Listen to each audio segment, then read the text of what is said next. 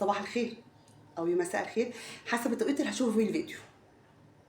ازيكم عاملين ايه؟ وحشتوا. العيد خلص والدراسه خلصت والاجازه بدات والحر دخل علينا باكتساح باكتساح يعني. إيه، انا كنت ناوي اعمل حاجه بكره وهعمل حاجه النهارده، بس قلت اخد رايكم الاول.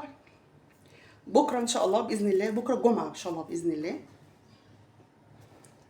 دي لقيتها في السوق ب10 جنيه.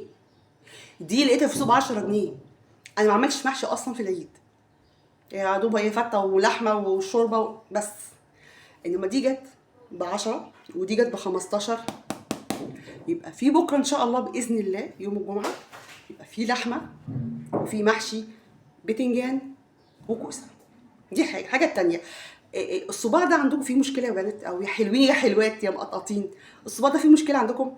بيطلع بس كده، مفيش كده لايك، مفيش كده كومنت. يعني قولوا رايك في اي حاجه، حتى لو رايك ما عجبنيش انا بشوف برضه، والله بشوف كل اراء، ولو في حاجه يعني اقتنعت بيها انا بحسن من نفسي والله. وزي ما قلت لكم انا بتعلم بيكم وانتوا تتعلموا بيا يا ستي. انا هتعلم بيكم، بلاش انتوا تتعلموا بيا. يبقى بكره ان شاء الله هنعمل محشي بتنجان. افتح بس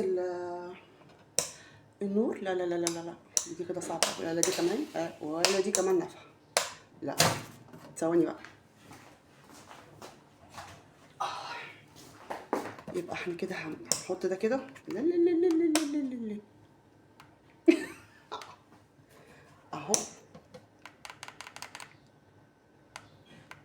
ايوه، نظبط كده الدنيا وننزل كده. النهارده هنعمل ايه؟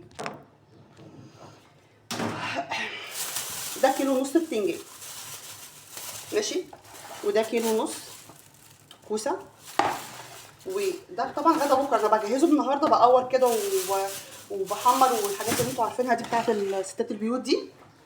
والنهارده طبعا ان شاء الله النهارده معانا ده كفته رز كنت عاملاها من زمان، يعني مش من زمان قوي يعني. هصبحها وهنعملها النهارده. هنعملها برده مسلوق ونحمرها ببيض، بسلقها بشوربه نحمرها ببيض. والحلو لفه جلاش، هنعمل جلاش بالمكسرات. دي اخر حبه مكسرات عندي، كان جاي من ايه بواقي رمضان وكده، لوز على عين جمل على حاجات زي كده ماشي. حاجه كده وهنشوفهم مع بعض. ما تنسوش اللايك. اللايك يا جدعان، اللايك. مع السلامه.